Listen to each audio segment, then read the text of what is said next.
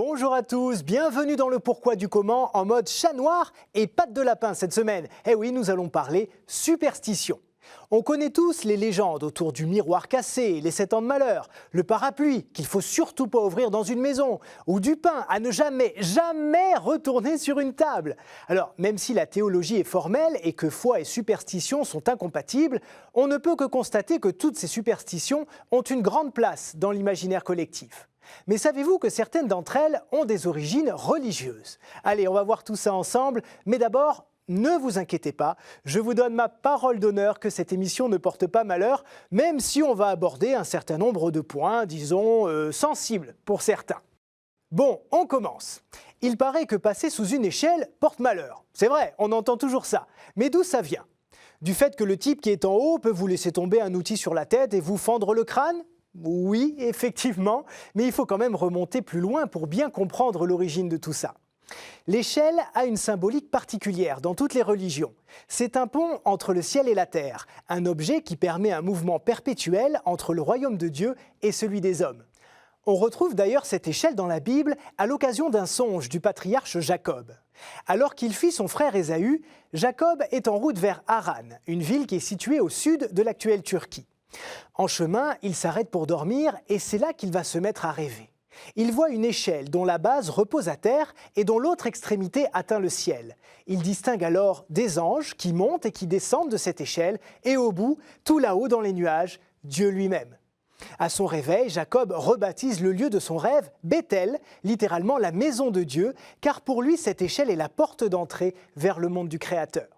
Tout ça pour dire que cet objet a une aura particulière, du coup, siècle après siècle, on a estimé que celui qui passait en dessous brisait symboliquement le lien entre terre et ciel. Il y a également une explication géométrique, si je puis dire. Regardez, une échelle contre un mur représente un triangle rectangle, et pour certains croyants, c'était une évocation de la Sainte Trinité. Du coup, celui qui passait à travers ce triangle virtuel profanait cet espace sacré. Enfin, rappelez-vous, au moment de la crucifixion, on a adossé une échelle à la croix pour hisser le corps du Christ. Depuis, toute échelle posée contre un mur est également synonyme de la trahison de Judas et de la mort de Jésus. De façon plus laïque, c'est aussi une référence aux pendaisons. En France et en Angleterre, il était d'usage de faire passer le condamné à mort sous l'échelle dressée contre la potence, tandis que le bourreau, lui, la contournait. Voilà pourquoi on disait que passer sous une échelle porte malheur. Et si maintenant on faisait un petit focus sur toutes les autres superstitions à origine religieuse?